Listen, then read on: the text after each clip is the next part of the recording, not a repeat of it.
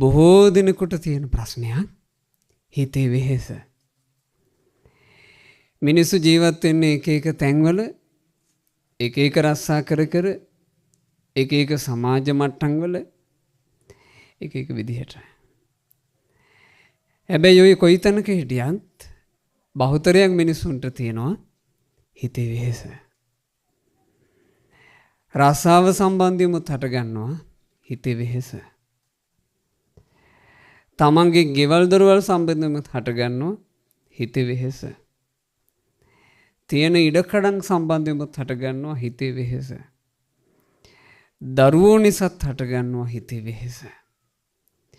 බැඳපු මිනිසයා නිසා බැඳපු ගෑනු කෙනා නිසාත් හට ගන්නවා හිතේ වෙහෙස.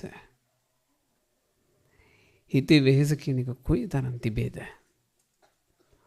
ඔයාලගෙන් අහුවත් ප්‍රශ්නයක් ජීවිතය ඇතුලේ හිතේ වෙහෙස කොච්චරක් විතර තිබ්බද කියලා මෙතන මෝරපු අම්මලා තාත්තලා කියාවි අපේ ස්වාමීන් වහන්සේ කියන්න බැරි තරම්. හිතේ වෙහෙස බර එච්චර ජීවිතේ. අපි ලස්සනට ජීවිත ගොඩනගාගෙන යන්න උත්සාහ කරනවා. ඒ ලස්සනට ගොඩනගාගෙන යන්න උත්සාහ කරන ජීවිත අස්සටත් පිංගුතුනේ හිතේ වෙහෙසෙන්නේ නැද්ද? සන්තෝෂෝ භගවා භාග්‍යතුන් වහන්සේ සංසිඳුණු සේක්මය. සමතාය ධම්මං දේශේති. සංසිඳීම පිණිසම බණපද දේශනා කළ සේක්මය. ඔයාලට දැනෙයිද? භාග්‍යතුන් වහන්සේද සංසිඳුණු සේක සංසිඳීම පිණිසම දහම්පද දෙසූ සේක කියන එක දැනේ.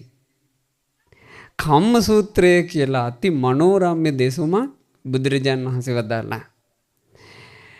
නව පුරාණානි භික්ඛවේ කම්මානි දේසිස්සාමි. මහණෙනි මං ඔබට පරණ කර්ම ගැනත් කියලා දෙන්නයි යන්නේ.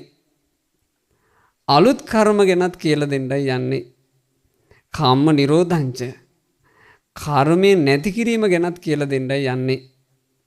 කම්ම නිරෝධ ගාමිනී පටිපදංච කර්මය නැති කරලා දාන වැඩපිළිවෙලක් කියලා දෙන්නයි යන්නේ.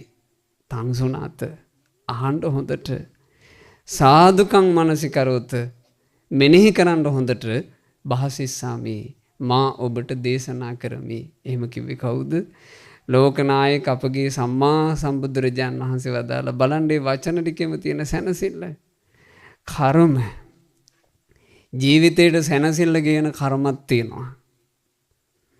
ජීවිතේට එපාවිල්ල ගේන කර්මත් තියෙනවා. ගොඩාක් සංවේදී ගොඩාක් දැනෙන්නේ පින්වතුනි ජීවිතේට සැනසෙල්ල ගේන කර්මද එපාවිල්ල ගේන කර්මද? එපාවිල්ල ගේනවා ආවාට පස්සේ තමයි ඔයාලගේ කටවල වලින් කර්ම කියලා පිට වෙන්නේ. හොඳට ඉන්නකම් කර්මය කියන එක එන්නේත් නැහැ. මොකක් හරි එහෙම වෙච්ච ගමන් කියනවා කර්මේ අපේ කර්මේ කියලා. කර්මයත් එක්ක අපි බැඳිලා පින්වතුනි. කර්මයත් එක්ක බැඳිච්ච සසරක මේ ඔබ අපි කවුරුත් යන්නේ. බුදුරජාණන් වහන්සේ ගැන වදාලා කම්මනවත්තති ලෝකෝ. මහණෙනි මේ මුළු ලෝකයම ඇදගෙන යන්නේ කර්මයයි. කම්මනවත්තති පජා මේ දේව මිනිස් ප්‍රජාව ඇදගෙන යන්නේද කර්මයයි. කම්ම නිබන්ධන සත්තා මහණෙනි කර්මයෙන් සත්‍යය හිර වෙලා රතසානීව යායතෝ ගමන් කරන රතයට රෝදය කඩෑනෙන් හිර වුණා වගේ. ගමන් කරන රත ඒ කාලේ තිබ්බේ කරත්තනේ. කරත්තෙට රෝදේ හයි කරාට පස්සේ රෝදේ ගැලවෙනවට පින්වතුනි ගහනවා හරහට එනයා. හරියට අද කාලේ තියෙන රතවල රෝද හයි කරලා ගැලවෙනවට මොකෝ කරන්නේ? අද කාලෙත් ওই රතවලට රෝද හයි කරලානේ තියෙන්නේ. ওই රෝද ගැලවෙනවට අද මොකෝ කරන්නේ? අද තද කරනවා නට්. ඒ කාලේ ගැහුවා කඩයන. ඒ කාලේ කඩයනේට සමානයි අද කාලේ නට්. සංසාරය කියලා කියන්නේ පින්වතුනි රතයක් නම් ඔයාලත් මමත් ඒ රතේ රෝද. අපි එක එකක් රෝද. සංසාරය කියන රතෙන් අපේ ජීවිතේ නම් රෝදේ ගැලවෙන්නේ. හේතුව පිංකතුනේ. කර්මය නම් වූ නට්ටකින් තද වෙලා. කර්මය කියන කඩ ඇනෙන් හිර වෙලා. ගැලවෙලක් නෑ. සැනසෙල්ලක් යාන්තම් තියෙනවා.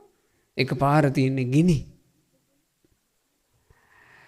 පටලැවිච්චි කර්මත් එක්ක විඳවා යන්න වෙච්චි සසරක්.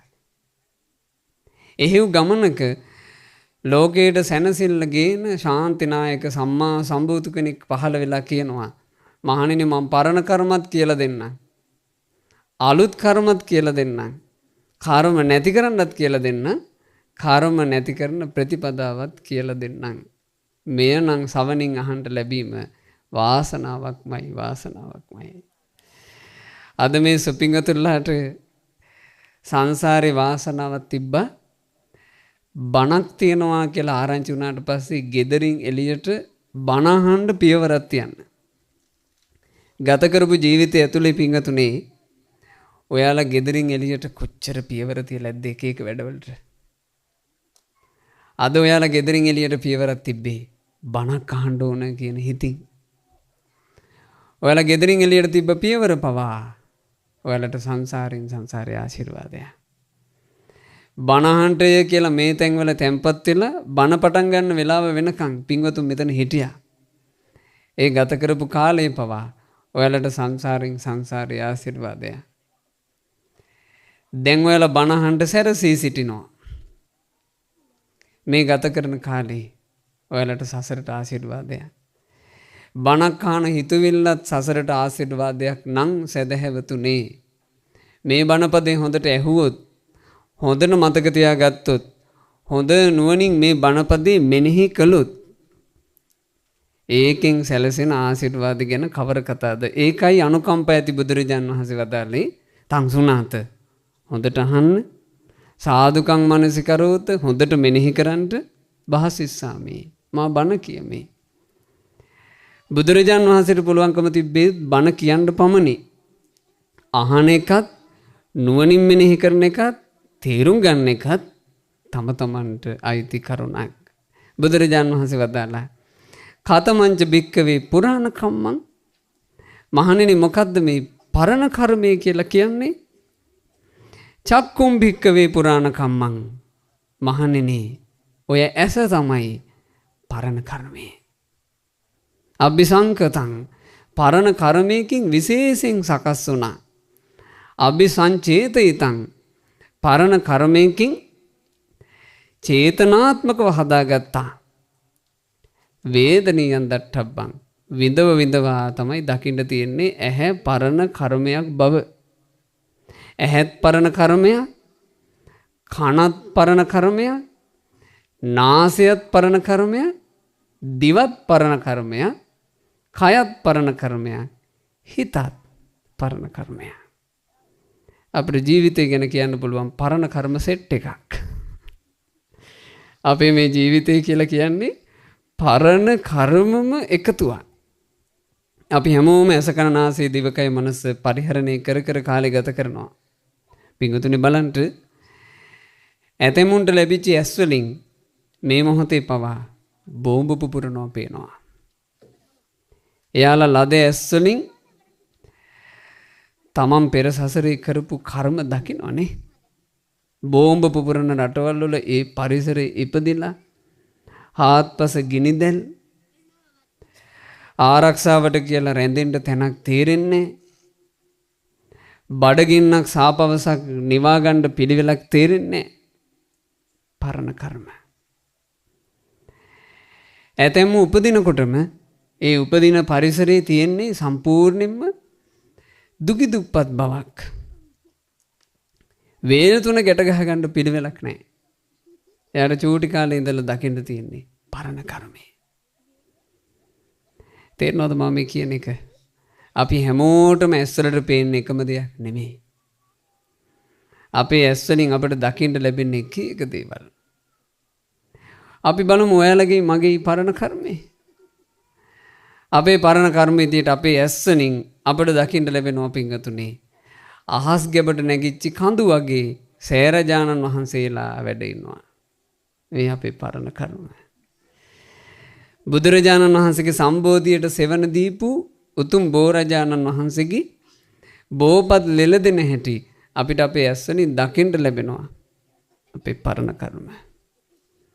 උතුම් මහා සංඝරත්නයේ වැඩම කරන අයුරු, මහා සංඝරත්නයේ පිණ්ඩපාතේ වඩින අයුරු, මහා සංඝරත්නයේ ධර්මාසනයේ වැඩ හිඳ බණ කියන අයුරු අපිට දකින්න ලැබෙනවා. අපේ පරණ කර්ම. අපේ පරණ කර්ම ටික අපි හොඳට දැක්කොත් එහෙම අපිට මේ ජීවිතේ සෑහෙන්න හදන්න පුළුවන්.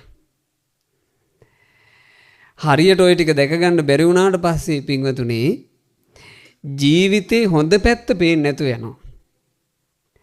නරක පැත්ත විතරක් කංකටොළු විතරක් පේන්න ගන්නවා. ජීවිතයට සාප කර කර ඊට පස්සේ ජීවිතේ යන්නේ.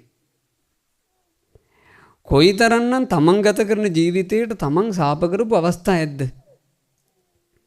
මේ ජීවිතේ නම් මහා කර්මයක්, මහා වදයක්, මට එපා වෙලා තියෙන්නේ, මට නම් ඕනේ මෙහෙම ජීවිතයක් කියලා අපි එක එක ඔය ප්‍රශ්න වෙච්ච අවස්ථාවල අපේ ජීවිතේටම සාප කරලා ඇද්ද?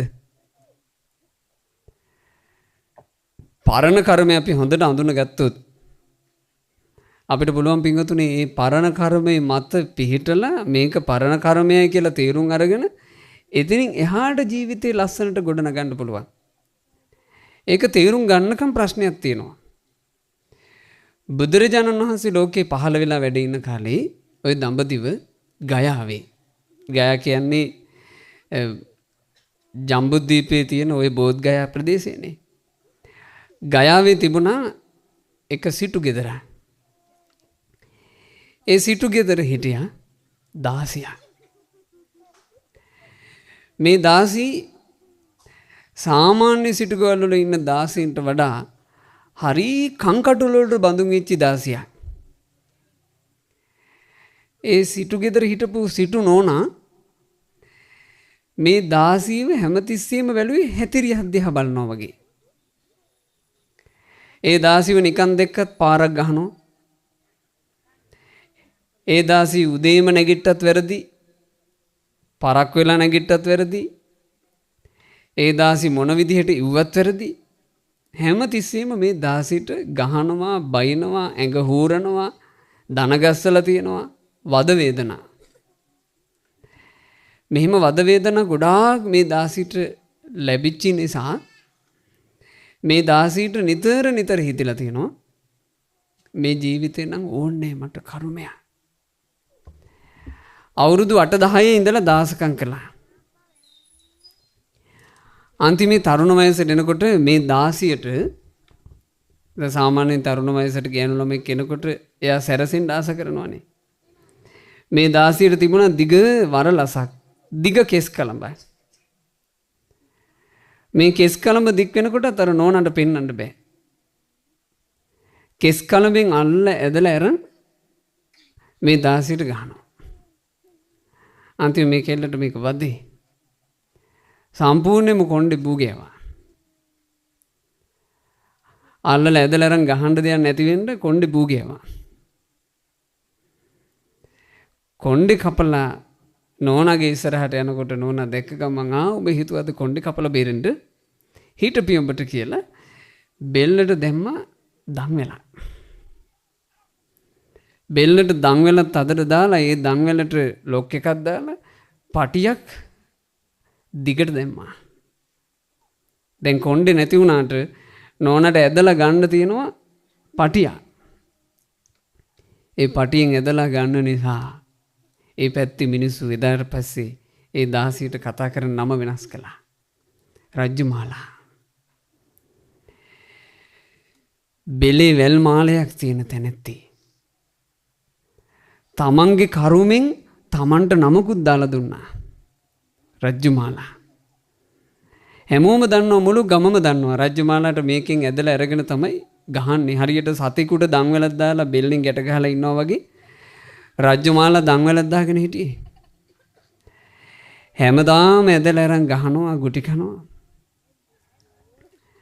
නොවිදිනා දුක් විඳ විඳ රජ්ජුමාලා හිටියා. දවසක් මේ රජ්ජුමාලාට හිතුණා මට මේ ජීවිතේ ඕනේ. මෙහෙම ගුටි කකා මොකටද මං ජීවිතය ගත කරන්නේ? මම මැරෙනවා. රජමාලා කලේ වතුර කලේ අරගෙන වතුර කලේ ඇතුළට දිග ලණුවක් දාගත්තා. දැන් රජමාලාගේ හිත එල්ලිලා මැරෙන්න. නෝනාට කිව්වා නෝනා මම වතුර එකක් අරන් එන්න. කලෙත් අරගෙන රජමාලා යනවා. ගිහින් සාමාන්‍ය ලණුපට දාගන්න පුළුවන් අත්තක් බැලුවා. පිංගුතුනේ අපි මේ රජමාලාගේ කතාව මෙහිම ඇහුවට අපිට ওই විදිහට කතාවක් වශයෙන් අහන්න නොලැබෙන සියදිවි හානි කරගත්ත කතා කොච්චර ඇද්ද මේ ලෝකේ? කොච්චර ඇද්ද එහෙම කතා? පුංචි ප්‍රශ්නයක් වෙච්ච ගමන් මේ ජීවිතේ එපා කියලා ජීවිතයට සමුදීපු ඈයෝ කොච්චරක් ඇද්ද? රජ්ජුමාලා අච්චර වද වේදනා විඳලා එල්ලිලා මරුණා නම් මීට හොඳයි කියලා හිතලා ගහට ලණුව දැම්මා. ලණුව දාලා ඇස්වල කඳුළු පුරවගෙන දැන් එල්ලෙන්න හිත. කවුරුත් බලාගෙනවත්ද කියලා වටපිට බැලුවා. එතකොට රජ්ජුමාලාට පේනවා හිතාගන්න බැරි තරම් ලස්සන රුවක්. හරියට දඹරන් පිළිණයක් ගහක්මල තිබ්බා වගේ. අපේ ලෞතර භාග්‍යවත් සම්මා සම්බුදුරජාණන් වහන්සේ වැඩ ඉන්නවා. රාජ්‍යමාලාට ලැබිච්ච ඇස් දෙකට පිනක් තිබ්බා ලෞතර සම්මා සම්බුදු කෙනෙක් දකින්න. එච්චර කාලයක් ගුටි කෑවට එච්චර කාලයක් කාලකන්ණි විදිහට ජීවිතේ ගත වුණාට රාජ්‍යමාලාට තිබ්බ වාසනාව බුදු කෙනෙක්ව ඇස් දෙකෙන් දකින්න.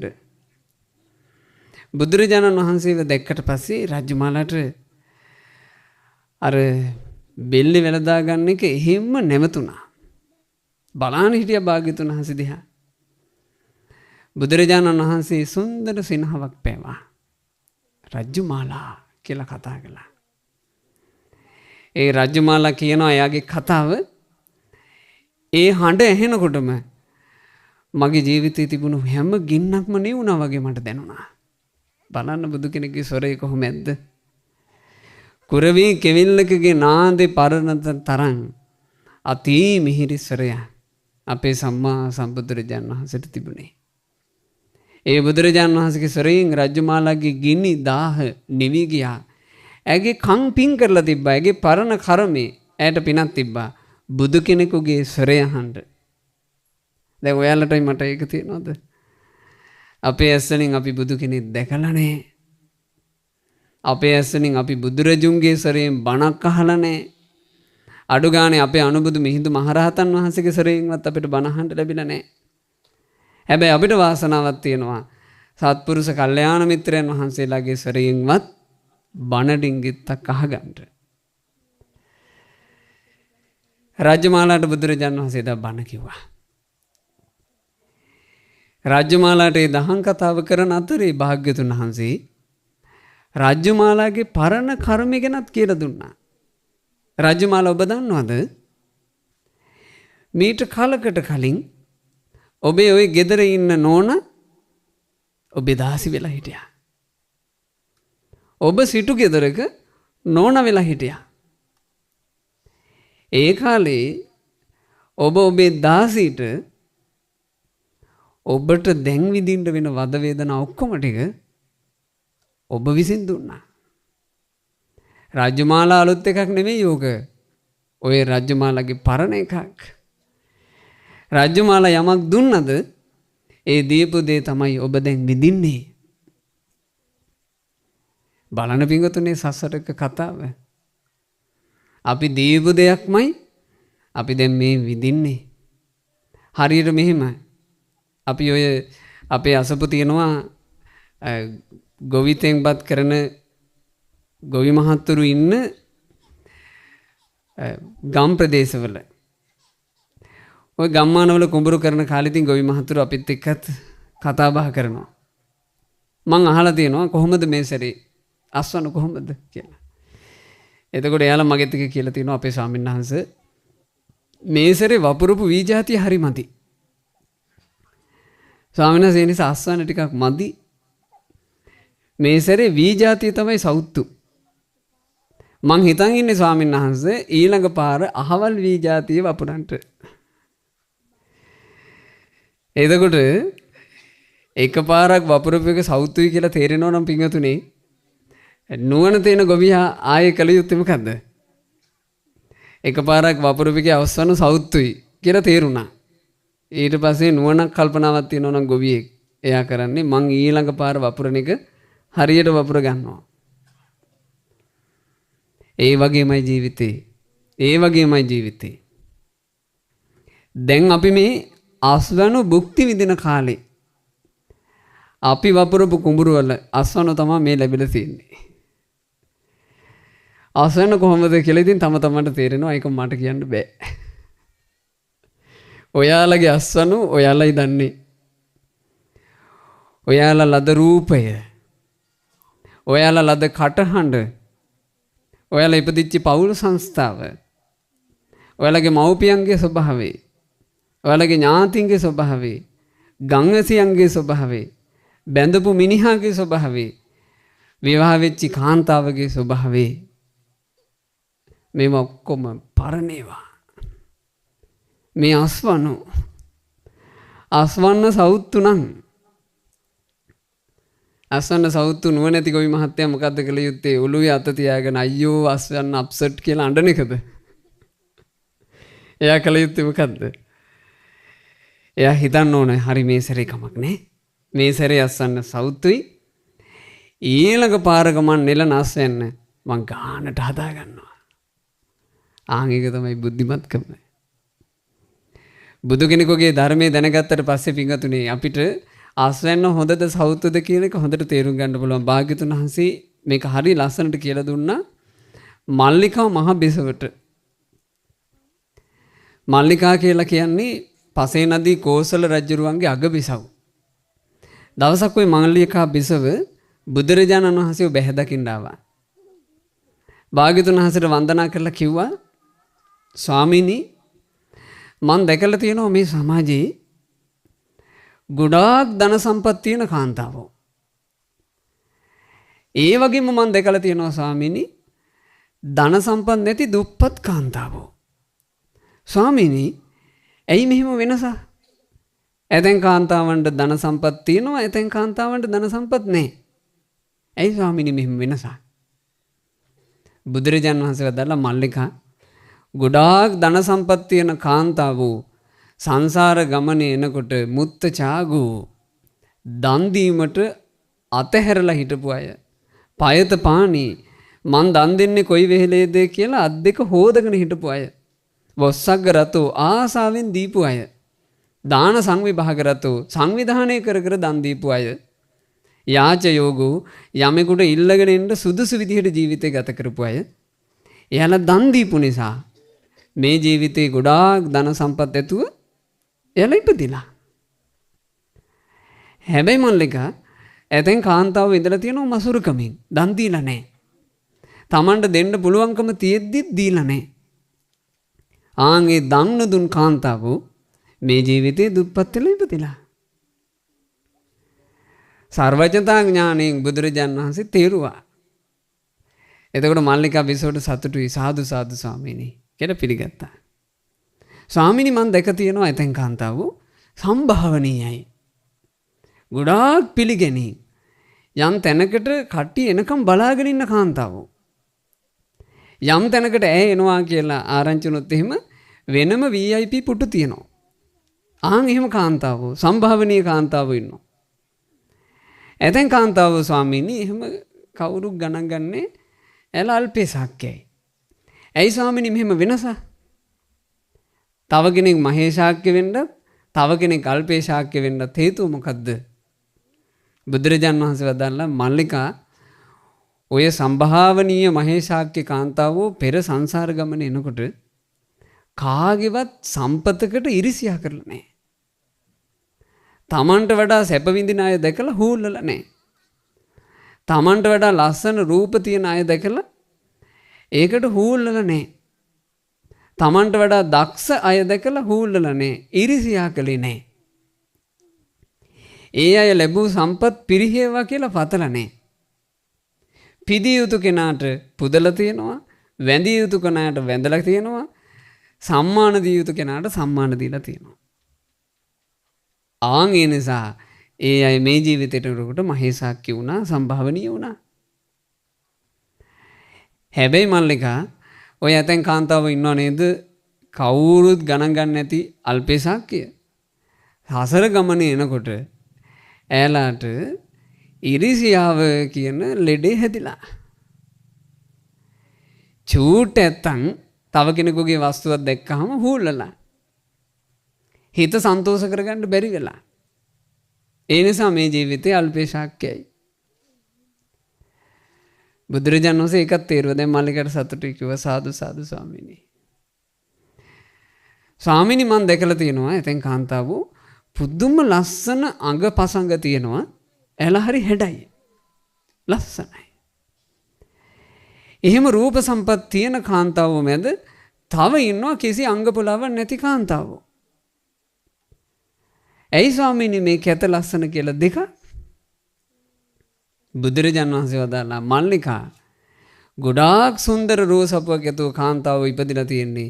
ඈලා සංසාර ගමනේ එනකොට ගොඩාක් කේන්තිගත යුතු තැන්වල පවා ඉවසලා මෛත්‍රියෙන් ඉඳලා. ඒ මෛත්‍රිය හේතු කරගෙන ඈලාගේ රූප සම්පත්තිය මේ ජීවිතේට එනකොට ලස්සනයි. එහෙම මහා ලොකු ලස්සනක් පෙනුමක් නැතුව ඉපදලා තියෙන්නේ අංග පුලා නැත්තේ ඈලාට සසරිනකොට මෙත් සිත වඩා ගන්න බැරි වෙලා. බුදුරජාණන් වහන්සේ ඔහොම වදාළා. ඔය මං කිව්වේ කාරණා තුනක් ගැන මල්ලිකා බිසෝ අහපු කාරණා තුනනේ. එතකොට මල්ලිකා බිසෝ මේක ගත්ත විදිය තමයි ලස්සන. මල්ලිකා බිසෝ කියනවා ස්වාමීනි භාග්‍යතුන් වහන්සේ එහෙමනම් මට මං ගැන තේරෙනවා. ස්වාමීනි මං සංසාරේ එනකොට ගොඩාක් දන් දීපු කෙනෙක්. මොකද මේ කෝසලේ වැඩිම ධනස්කන්ධයක් තියෙන කාන්තාව මමයි. පසේ නදී කොසල් රජුරුවන්ගේ අගමෙහිසි. කාන්තාවක් විදිහට වැඩිම ධනස්කන්ධයක් තියෙන ස්ත්‍රිය. ස්වාමීනි මං හොඳට දන් දීලා තියෙනවා. මා ඒ පුරුදු කරගෙන ආපු දාණය මම මේ ජීවිතේද ස්වාමීනි හොඳින් පුරුදු කරමි. බලන්න ලස්සන. අඳුනගත්ත දැන් නෙලන අස්වැන්න. මං හොඳට දන් දීලා තියෙනවා පෙර සසරේ. හරි මං ඉදිරියටත් හොඳට දන් දෙනවා. මං දානේ පුරුදු කරනවා ස්වාමීනි කිව්වා. තමයි පසේ නදී කෝසල රජුරුත් එක්ක එකතු වෙලා බුද්ධ ශාසනයේ ඇතුලේ ගෞතම සසුන තුල අසදෘස මහා දාණය දෙන්න වාසනාවන්ත වෙච්ච තැනැත්තිය. මල්ලිකා දේවී. කියනවා ස්වාමීනි භාග්‍යතුන් වහන්සේ මම පෙර සංසාරේ එනකොට ඉරිසියා කරලා නැහැ. කාගේවත් සැප සම්පතක් දැකලා හූල්ලලා නැහැ. මම පිළියුත්තම් පුදලා තියෙනවා. මොකද ස්වාමීනි මේ කෝසලේ ඉන්න අතිශයින්ම සම්භාවනීය තැනැත්තිය මමයි. දැන් මල්ලිකා කියලා කියන්නේ VVIP. යම් තැනකට යනකොට ඈට තිබුණු පිළිගැනීම අසාමාන්‍ය පිළිගැනීමක්. ඈට පිළිගැනීම ලැබුණේ සංසාරේ ඉරිසියා නොකරපු නිසා කියලා ඉගෙන ගත්තා. කියනවා ස්වාමීනි මං ඉදිරි ජීවිතේ මේ ලස්සන ගුණය පුරුදු කරමි. හැබැයි සමහරට පිංගතුන් අහලත් ඇති මල්ලිකා මහබිසව කියලා කියන්නේ එහෙම ලොකු ලස්සන කෙනෙක් නෙමෙයි. කියනවා ස්වාමීනි භාග්‍යතුන් වහන්සේ හැබැයි මට සසරේ එනකොට පොඩ්ඩක් වැරදිලා තියෙනවා. මං කේන්ති අරන්. ඒ නිසා ස්වාමීනි මේ ජීවිතේ මට ලොකු අංග පුලාවක් තියෙන ලස්සන රූපයක් නැහැ. මට වැරදිච්චි කරුණ ස්වාමීනි මම මේ ජීවිතේ හදමි. අන්න පිංගුතුනි අපි ජීවිතේ තේරුම් ගත යුතු හැටි. ඉතින් මට මේ තියෙන කාල ව්‍යක්වානුවේ ඔයාලට චූට්ටක් මේක තෝරලා දෙන්නයි පුළුවන්. මෙතන එහා ටික ඔයාලා තේරුම් ගන්න ඕන. අපි මේ ඉන්න තැන අපි අඳුනගමු. පින්වතුන්ලත් මාත් මේ බණපද අහන තැන දක්වා දීර්ඝායුෂ ලැබුවා. අද අපේ පින්වත් මෑණියන්ගේ 52 වෙනි ජන්මදිනේ. අපි දීර්ඝායුෂ ලැබුවා. අපි මේ දීර්ඝායුෂ ලැබුවේ පින්වතුනේ අපි පෙර සංසාරේ ප්‍රාණඝාතයෙන් වැළකී හිටපු නිසා. සමහරු අඩු ආයසින් මෙරි මෙරි යන හැටි වල දැක්කා. ඒ සංසාරේ ප්‍රාණඝාත කරපු අය. ඔයාලා ප්‍රාණඝාත නොකර දීර්ඝායුෂ ලැබුවා නම් දැන් හිතට ගන්න මං දීර්ඝායුෂ ලැබුවා කියන අස්වැන්න හොඳ අස්වැන්න. මං මතු සසරේ දීර්ඝායුෂ ලබන දේවල්ම කරගන්නවා. මේ ජීවිතේ ගොඩාක් ලෙඩ රෝග බහුල නැත්තම් අපි පෙර සංසාරේ පිංගුතුනේ සතුන්ට හිංසා කරලා නැහැ. දැන් හිතට ගන්න. එහෙනම් මං ඉදිරි සංසාර ගමන උදෙසාත් මේ ජීවිතේ සතුන්ට හිංසා කරන්නේ නැහැ. අපි තුම මේ ජීවිතය ඔයාලා යුග දිවියට යනකොට විවාහ ජීවිතේ ලස්සනයි සුන්දරයි කියලා පටන් ගත්තට පටන් ගත් එක මහා එපා කරපු විවාහ ජීවිතයක් නම් විවාහ වෙච්ච දවසේ ඉඳලා තිබිච්ච සැනසෙල්ල අහිමිලා ගියා නම් හිතපු කෙනා නෙමෙයි නම් බැන්දට පස්සේ හිටියේ. ඔයාලා තීරුම් ගන්න ඔයාලා ගැන.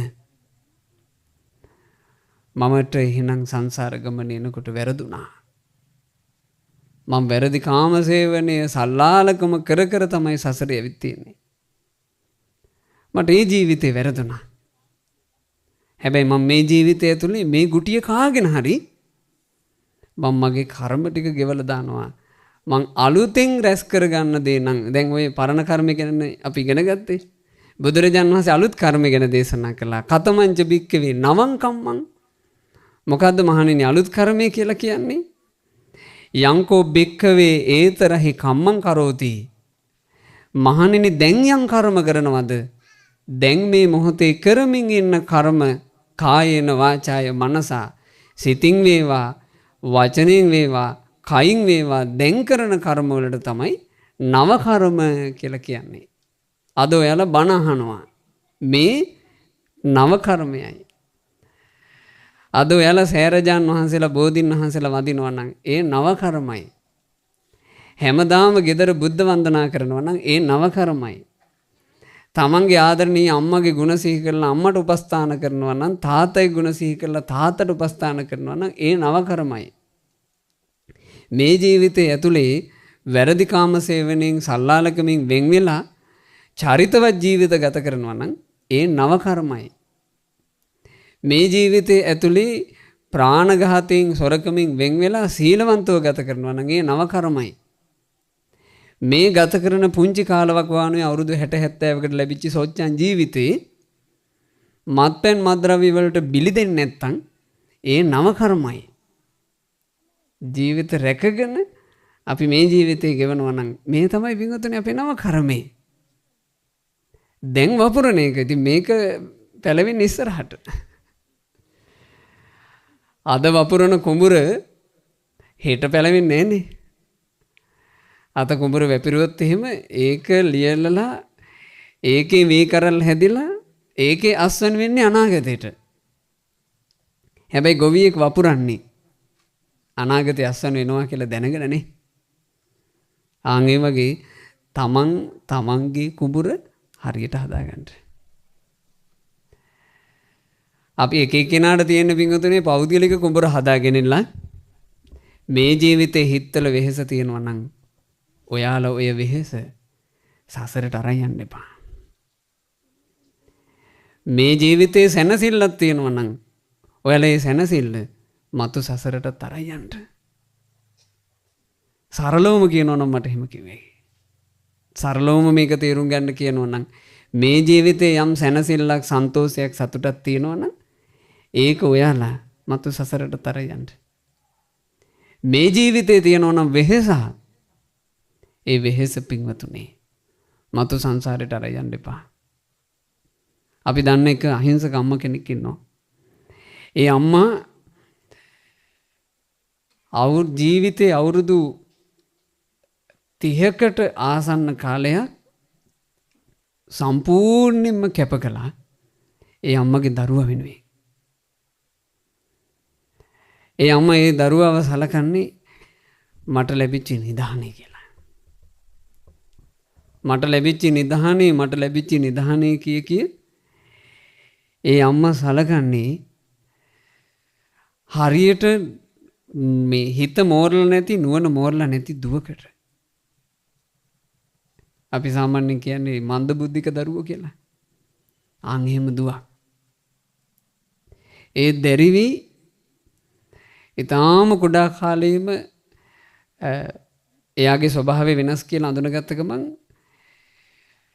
ඒ අම්මා විවාහ වෙලා හිටපු ස්වාමි පුරුෂයා තීරණය කරලා තියෙනවා මේ දරුවව අපිට බෑ ලොකු මහත් කරන්න අපේ පවුලට දවනම්බුව අපි මේ දරුවව ඔය කොහෙට හරි දෙමු.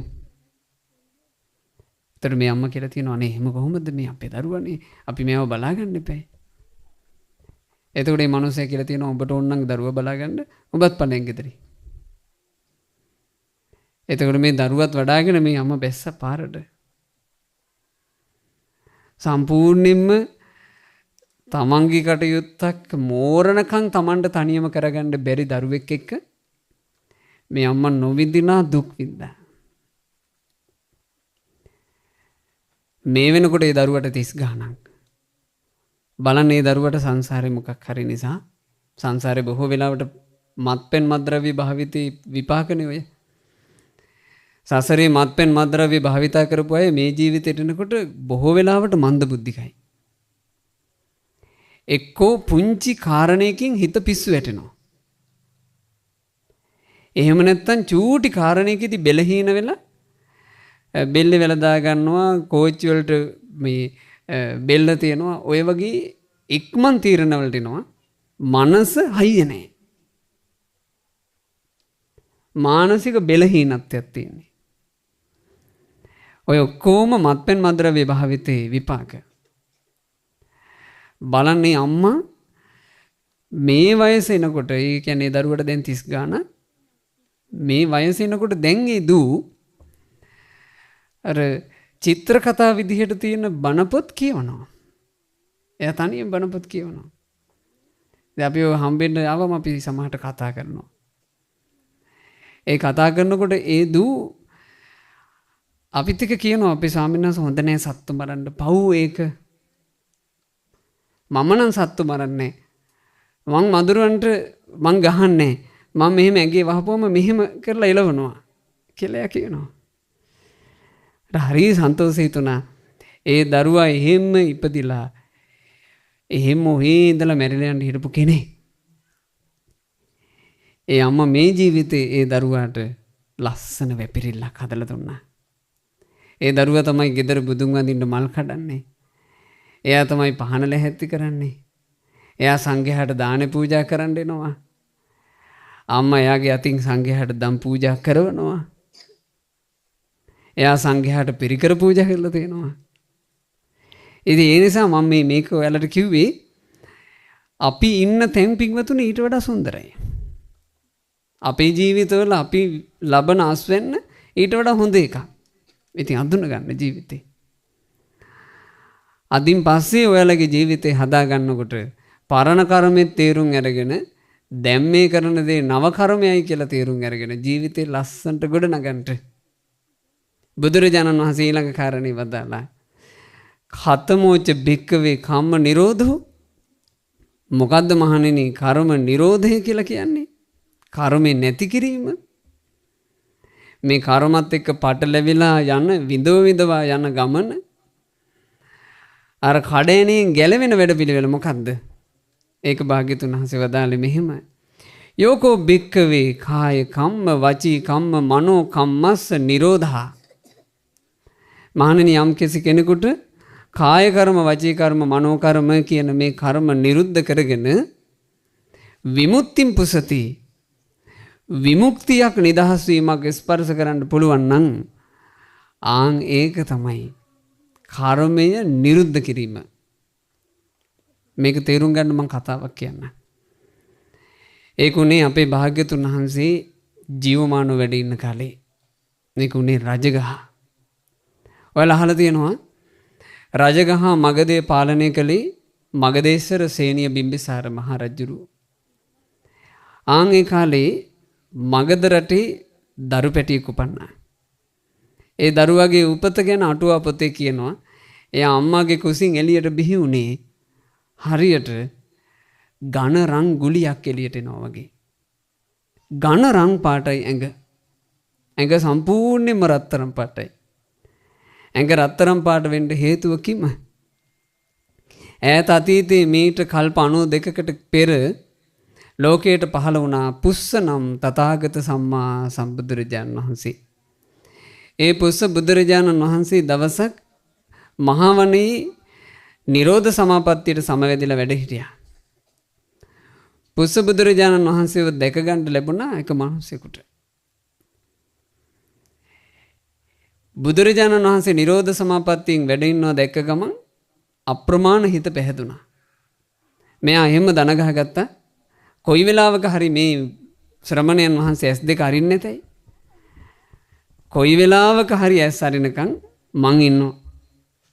බුදුරජාණන් වහන්සේ දිහා බලාගෙන S2 අරිනකන් හිටියා. ඉතින් ඒකේ විස්තරي නෑ S අරින්න කොච්චර කල් ගියාද කියලා. කොහොම හරි ඔහු බලනිද්දී භාග්‍යතුන් වහන්සේ අබිනීල නෙතු සංකල විවර කළා. එතකොට මොහුට ආස හිතුණා ඒ බුදුරජාන් වහන්සේට මොනවා හරි පූජා කරගන්න තියෙනවා නම් හොඳයි කියලා. ඒ ළඟ තිබුණා කිනිහිරියා මල් පඳුරක්. ඒක ගොඩාක් ලොකුවට වැඩිවිලා නැහැ. කිනිහිරියා මල් අතින් කඩලා ගන්න පුළුවන් මට්ටමේ තිබ්බේ. පින්වතුන් දැක තියෙනව නේද කිනිහිරියා මල්? කහපාට ලස්සන මලක් කිනිහිරියා මල. ඔහු කිනිහිරියා මල් කඩලා මල් පූජා කරන්න ලැහැත් වෙනකොට දැන් අද විහාරස්ථානවල නම් මල් ආසන තියෙනවා මල් පූජා කරන්න තැනක් තියෙනවානේ. දැන් මල් පූජා කරගන්න තැනක් නැහැ. ඔව් කල්පනා කළා පූජා කරගන්න තැනක් නැති නිසා මං භාග්‍යතුන් වහන්සේට මේ මල් ඉහිනවා. අර කිනිහිරියා මල් මෙහෙම දෝතට අරගෙන බුදුරජාන් වහන්සේගේ ඇඟට වැටේවා කියලා මෙහෙම විසික් කළා. එදා අමුතු එ르දියක් වුණා. වීසි කරපු මල් බිම වැටෙන්නේ නැතුව බුදුරජාණන් වහන්සේගේ හිසට උඩින් හරියට වියනක් වගේ හිටා. හිත අප්‍රමාණ පැහැදුනා. බුදුරජාණන් වහන්සේට කිනිහිරියා මල් පූජා කරගෙන රැස් කරගත්ත පිනෙන් දෙව් මිනිස් දෙගතියේ උපත ලැබලා මේ මහා භද්‍ර කල්පේ අපේ ගෞතම බුදුරජාණන් වහන්සේ පහළ වෙනකොට තන්නිකරම රංගුලියක් වගේ උපන්නා. ඇඟ රත්තරන් පාටයි. ඇඟ රත්තරන් පාට මේ තරුණයාට අම්මලා තාත්තලා නම දැම්මා. ඇඟ රත්තරන් පාට මේ දරුවාට අම්මලා තාත්තලා නමක් දැම්මා. උත්තර. උත්තර තරුණ වයසට එනවා. උත්තර ගොඩාක් කඩවසන්. උත්තරව දැක්ක ගමන් ඕන කෙනෙකුගේ හිත ඇදී යනවා. සේනිය බිම්බිසාර රජුරවන්ට උත්තරව දකින්න ලැබුණා වයස අවුරුදු 16 තරුණයා කාලේ. බිම්බිසාර රජුරෝ ඇහුවා කට්ටියකින් මේ උත්තර කවුද මොන වංශෙද? කාගේ කවුද? එතකොට උත්තර කියලා කියන්නේ හොඳ බ්‍රාහ්මණ. ඉහළ බ්‍රාහ්මණ වංශේ. රජුරුවන්ගේ ළඟට ගන්න සුදුස්සෙක්. රජුරෝ කිව්වා එහෙනම් උත්තරව කැඳවන්න. හෙට ඉඳලා උත්තර තමයි මට උපස්ථාන කරන්නේ. අවුරුදු 16 උත්තර සේනිය බිම්බිසාර මහා රජුරුවන්ගේ උපස්ථායකයා වුණා. දැන් උත්තර තමයි රජුරුවන්ට වතුර එක ගිහින් දෙන්නේ, පළතුරු ටික කපලා දෙන්නේ. ඕවා කරන්නේ උත්තර. උදේහව රාජ්‍ය සේවයට එනවා මේ උත්තර. රාජ්‍ය සේවය ආරම්භලා සති 2ක් විතර ඇති. සේනිය බිම්බිසාර රජුරුව දවසක් සිංහාසනේ වැඩ ඉද්දී ළඟ වාඩි වෙලා බිම්බිසාර රජුරුවත් එක්ක කතාවක හිටියා. මගධ මහ ඇමති වස්සකාර. වස්සකාර කියලා කියන්නේ මහ උද්දච්ච මිනිහෙක්. ආඩම්බරකාරී. ඉක්මන් කේන්තිකාරී. ආන්ගේ මහ ඇමති ඈතින් එන උත්තරව දැක්කා. බිම්බිසාර රජුරුවන්ගෙන් ඇහුවා කවුද අර තරුණයා? බිම්බිසාර රජුරුව කිව්වා මේ මගේ අලුත් උපස්ථායකයා. හිත ගියා වස්සකාරට. වස්සකාර උත්තරට කිව්වා වෙලාවේ උත්තර පුතේ අද රාජ්‍ය සේවය ඉවර වෙලා උඹ අපේ ගෙදවල් පැත්තේ වරෙන් කිව්වා. ඔවුන් එදා රාජ්‍ය සේවයෙන් පස්සේ උත්තරට යන්න වුණා වස්සකාර මහ ඇමතිගේ ගෙදරට. එදා විශේෂ පිළිගැනීමක්. වස්සකාර මහ ඇමතිත් එක්ක මෙහෙම එකට එක සමීප පුටුවේ ඉඳලා කතා කරන්න පුළුවන්. සංග්‍රහ කරලා මහ ඇමති අහනවා පුතේ උත්තර ඔබ බැඳලාද? නෑ අමාත්‍යතුමනි තාම මං අවිවාහකයි. පුතේ උත්තර හිතේ කවුරු හරි ඉන්නවද? නෑ අමාත්‍යතුමනි තාම එහෙම හිතේ කවුරුත් නෑ. පුතේ උත්තර එහෙමනම් ඔබ මගේ දුව බැඳපන්. මේ මගේ දීග දෙන්න වයසේ දූ මං ඔබට දෙන්න කැමති. ඔබ මගේ දූත් එක්ක විවාහ වෙන්න කිව්වා. උත්තර මූණට කෙල ගැහුවා වගේ බෑ කිව්වා. උත්තර කිව්වා බෑ. අමාත්‍යතුමනි මට බෑ. මේ මගදී හිටපු මහ ඇමතියාට සෑහෙන දෙවන්ත පොලිටිකල් චරිතයකට තමයි මේ බෑ කියලා කිව්වේ. කේන්ති ගියා. කේන්තිය නොපෙන්න ඇහුවා මොකෝ උඹට බැරි? අමාත්‍යතුමනි මම මහාන වෙන්න ඉන්නේ. මම වැඩි කල ගිහි ගෙදර ඉන්නේ. මම මහාන වෙනවා. ඒ නිසා මට විවාහයක් ගැන හිතන්න බෑ. එතකොට මහ ඇමතිගේ හිත ඇතුලෙන් එනවා හිතවිල්ල ඔබට එහෙනම් මගේ කෙලියට වඩා මුඩු ශ්‍රමණය ලොකු වුණා. හොඳයි ඔබ බලපන් අවස්ථාවක් ලැබුණොත් මං කියලා බැඳගත්ත වෛරේ. උත්තර නැගිටලා ගියා. මාසයක් දෙකක්වත් ගෙදර හිටියේ නෑ. උත්තර මහාන වුණා. උත්තර මහාන වුණේ කාගාවද? ධර්මසේනාධිපති අපේ සාරිපුත්ත මහරහතන් වහන්සේගේ ගෝලයා. සාරිපුත්ත මහරහතන් වහන්සේට ආදරෙන් උපස්ථාන කරන උත්තර වයස අවුරුදු 16යිනේ. උපසම්පදා වෙන්න නම් 20 පිරෙන්න ඕන. තාම සාමණේර. ওই උත්තර සාමණේරයන් වහන්සේ සාරිපුත්ත මහරහතන් වහන්සේට උපස්ථාන කරමින් ඉන්නකොට එක දවසක් උදේ පාන්දර සාරිපුත්ත මහරහතන් වහන්සේගේ මුවදෝවණය කරගන්න පෑන් එකයි දැහැටි අරගෙන යනවා කුටියට.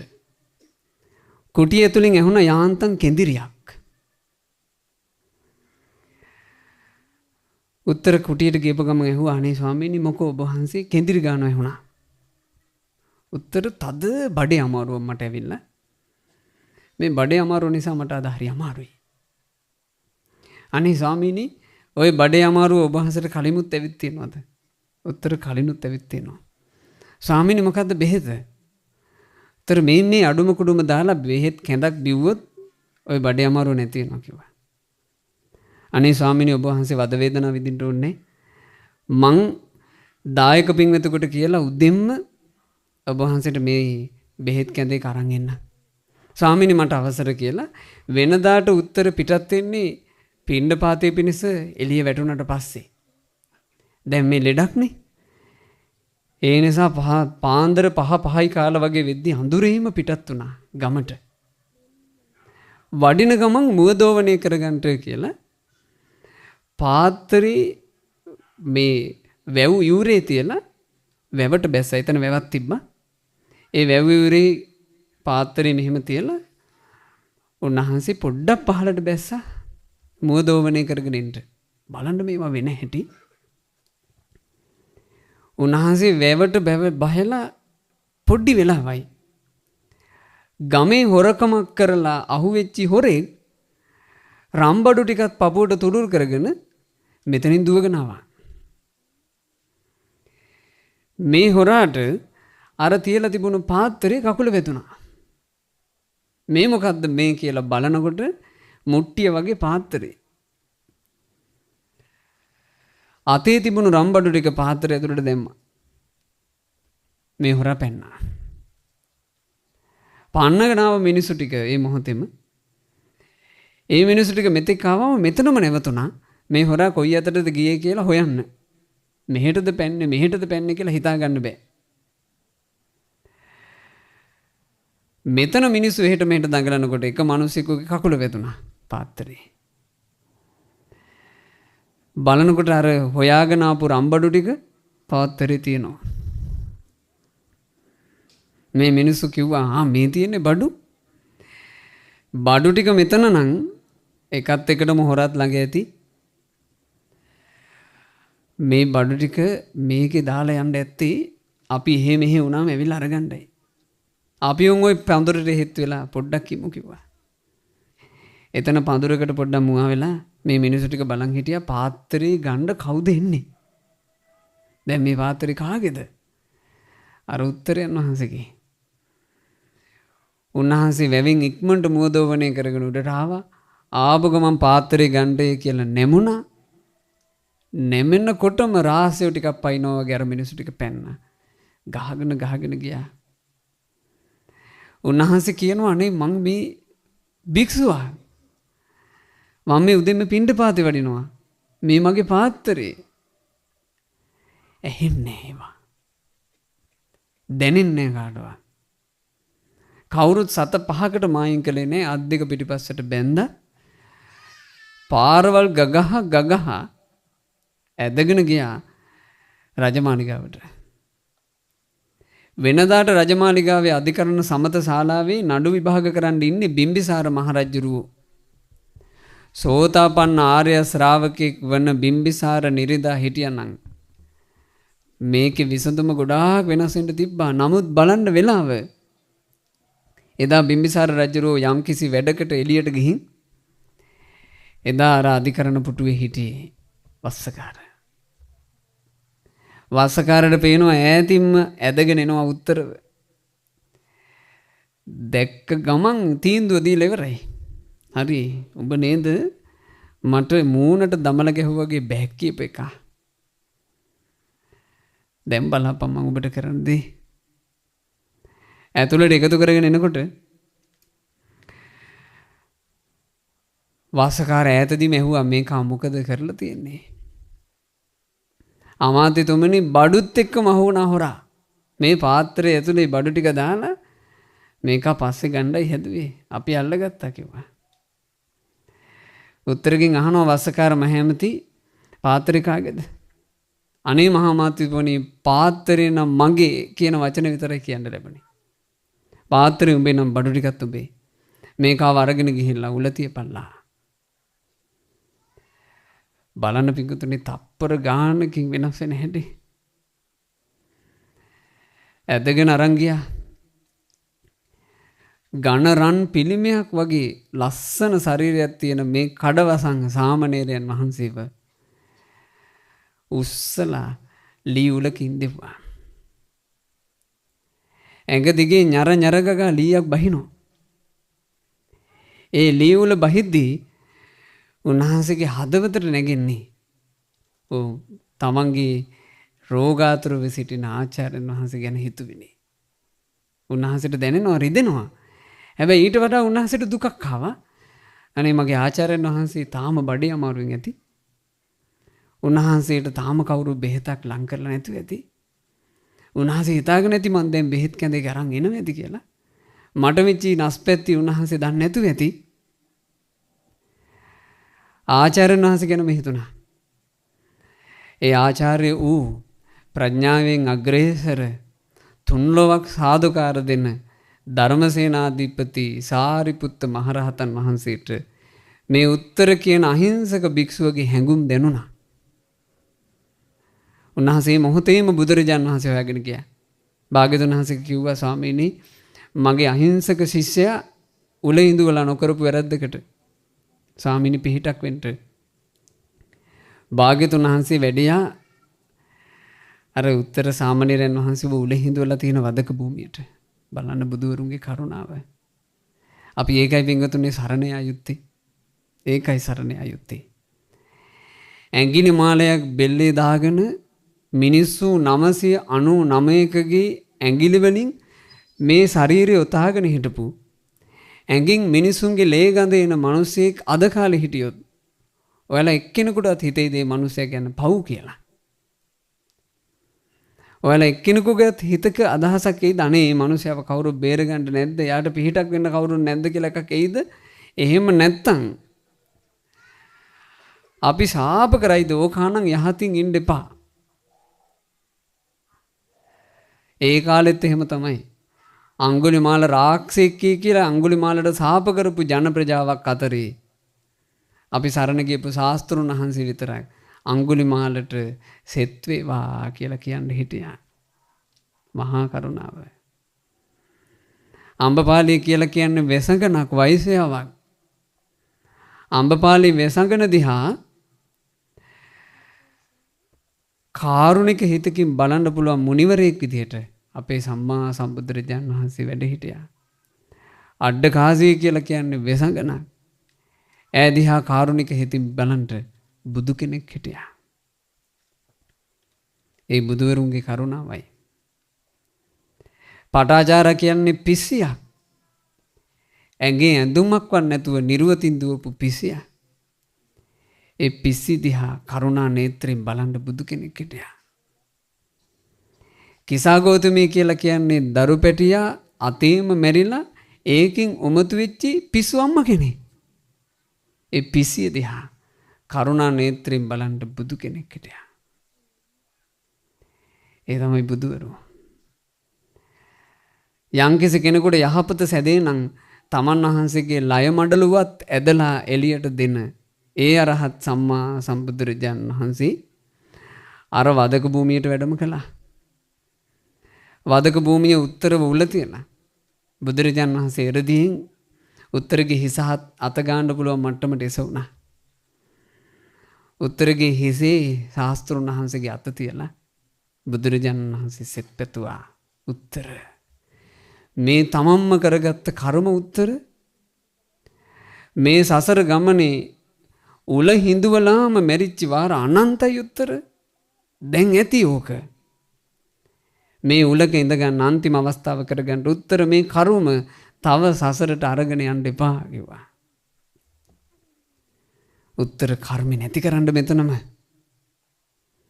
කර්මය නැති කිරීම උදෙසා කම්ම නිරෝධ ගාමිනී පටිපදාවේ යෙදෙන්න කිව්වා. මොකද පින්වතුනි කම්ම නිරෝධ ගාමිනී පටිපදාව? අය මේ වරියෝ අට්ටංගිකෝ මග්ගෝ. ඒ තමයි ආර්ය අෂ්ටාංගික මාර්ගය. සම්මා දිට්ඨි, සම්මා සංකප්ප, සම්මා වාචා, සම්මා කම්මන්ත, සම්මා ආජීව, සම්මා වායාම, සම්මා සති, සම්මා සමාධි කියන සීල සමාධි ප්‍රඥා සංඛ්‍යාත වැඩපිළිවෙල බලන්න බුදු කෙනෙක් දීපු විසඳුම. අපිට පින්වතුනි කර්ම සකස් වෙන්නේ සිත කය වචනේ. අපි ජීවත් වෙලාවා කියලා කරන්නේ සිත කය වචනේ හසුරු වෙන එක. අපිට සිත කය වචනේ හසුරුවන්නේ නැතුව ජීවත් වෙන්න බෑ. එහෙනම් විසඳුම සිත කය වචනෙන් කරගන්න පුළුවන් එකක්ම වෙන්න ඕන. ආර්ය අෂ්ටාංගික මාර්ගයේ සම්පූර්ණයෙන්ම වඩන්න තියෙන්නේ සිත කය වචනේ. සිත කය වචනෙන් ආර්ය අෂ්ටාංගික මාර්ගයේ වඩනවාට කියනවා කර්ම ෂය කරන කර්මය පුරුදු කරනවා කියන. ඒකෙන් කර්ම ඔක්කොම නැති වෙලා යනවා. ඔයාලා හොඳට හිතට ගන්න. ආර්ය අෂ්ටාංගික මාර්ගය ගැන කතා කරන මේ කාලේ පිංගුතුනේ අපිට දසමෙන් දසමේ හරි ආර්ය අෂ්ටාංගික මාර්ගයේ වඩන්න පුළුවන්මයි. ආර්ය අෂ්ටාංගික මාර්ගයේ වඩන්න බැරි කිසිම හේතුවක් අපේ ජීවිතවල නැහැ.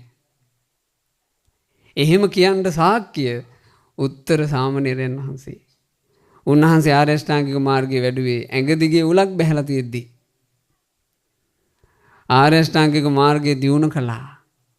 අර උල මත ඉඳගෙන සෞඛ්‍යලෙස නසා රහතන් වහන්සේ නම බවට පත් වුණා. විමුක්ති ස්පර්ශ කළා. ඒ විමුක්ති ස්පර්ශ කරනකොට කර්ම ෂය වුණා. අර උලෙන් ගැලවිලා ඒ වෙනකන් සිදුවෙච්ලා තිබුණු සියලු තුවාල සුවපත් වෙලා උන්වහන්සේ භාග්‍යවතුන් වහන්සේගේ පාකමල්ලක වැන්දා. එතනින්ම පිටත් වුණා.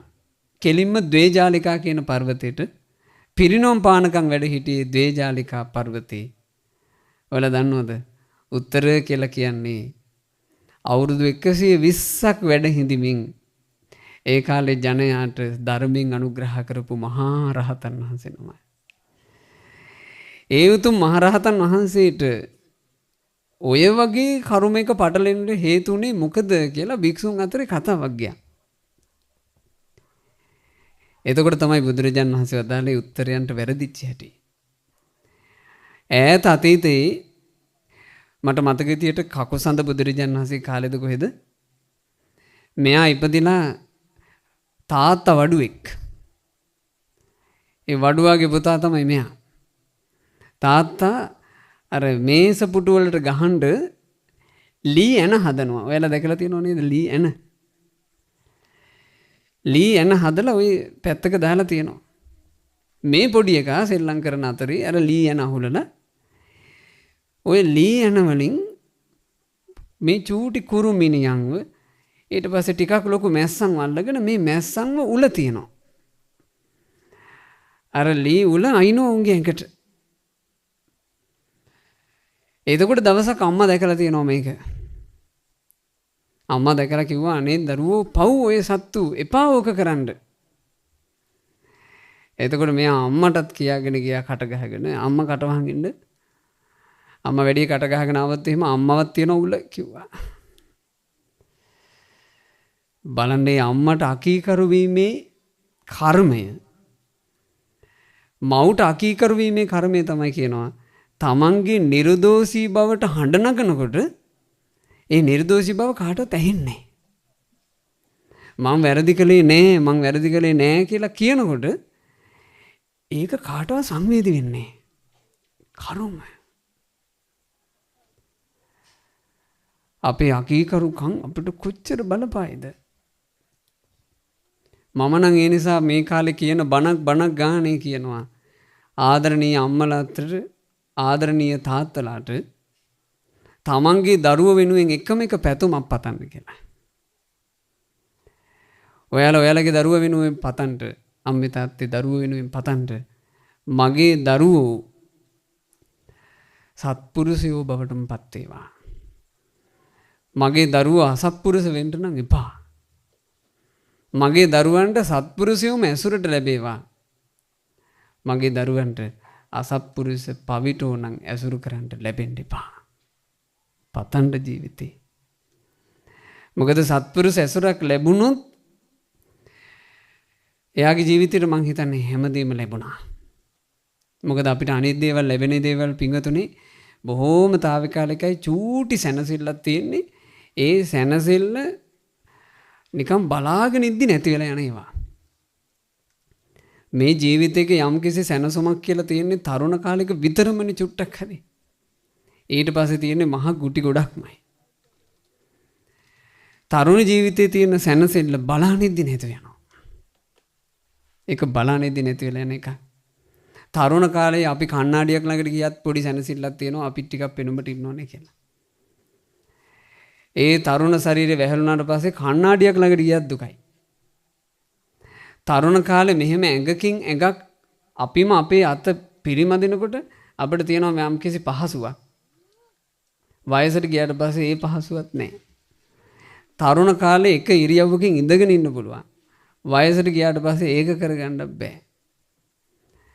තරුණ කාලේ අපිට යාළු මිත්‍රයෝ ගොඩයි.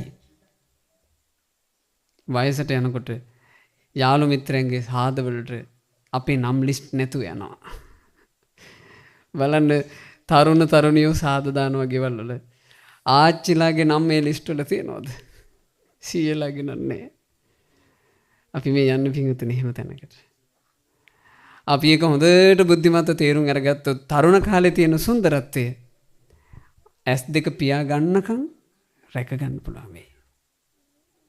ඒ හින්දා ඔයාලගේ දරුවා වෙනුවෙන් පතන්න මගේ දූ මගේ පුතා සත්පුරුෂයෙක්ම වේවා සත්පුරුෂයන්ගේ ඇසුරේ රැකේවා කියලා.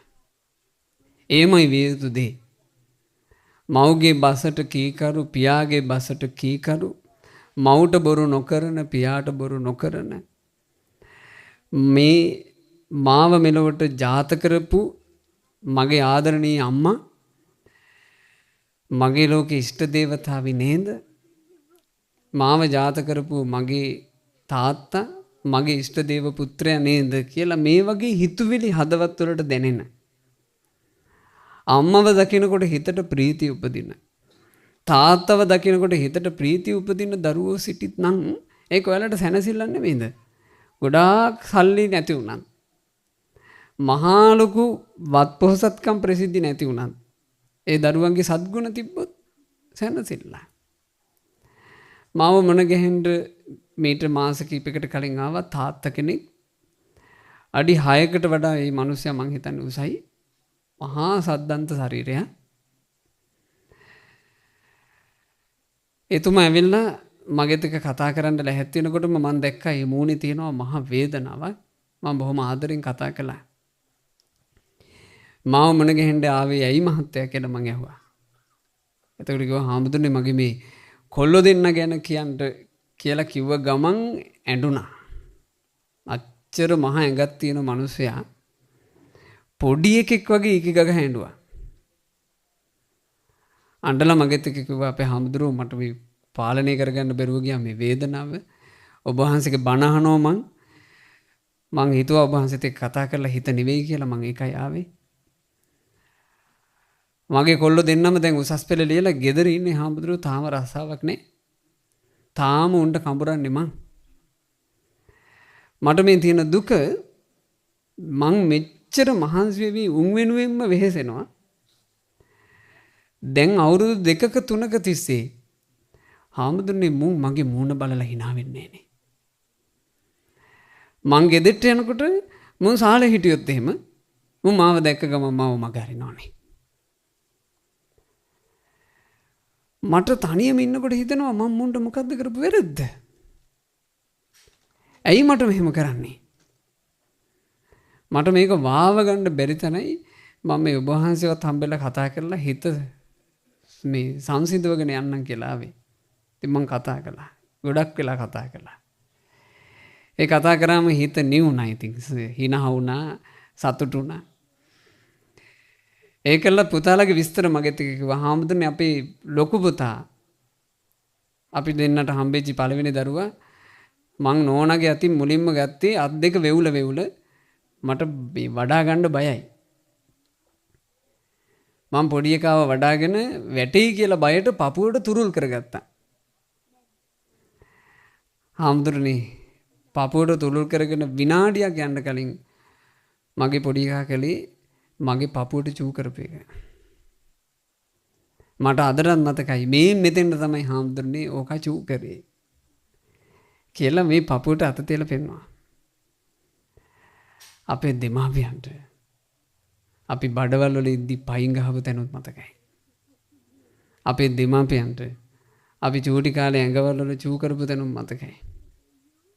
අපේ දෙමාපියන්ට අපේ ජීවිතය ගැන අපිටත් වඩා දේවල් මතකයි. ඒ නිසායි මම ඔබට කියන්නේ ඔබ ඔබේ දරුව වෙනුවෙන් පතන්න පිංගතුනි. මගේ දරුව ලොකු මහත් වෙද්දී මගේ දරුවෝ අම්මාගේ ගුණ හඳුනන තාත්තගේ ගුණ හඳුනන සත්පුරුෂයෝම වේවා පතන්න. ඒක යාළගේ ජීවිතයටත් ආශිර්වාදයක්. ඒක ඔයාලගේ ජීවිතයටත් යහපතයි. දූපුතුන් සත්පුරුෂ වේනම් මේ ලෝකේ මීට වඩා ගොඩාක් ලස්සනයි. මේ ලෝකේ මීට වඩා ගොඩාක් ලස්සනයි. ලෝකයකට මේ පණිවිඩ දෙන්න අපිට බැරි වෙයි.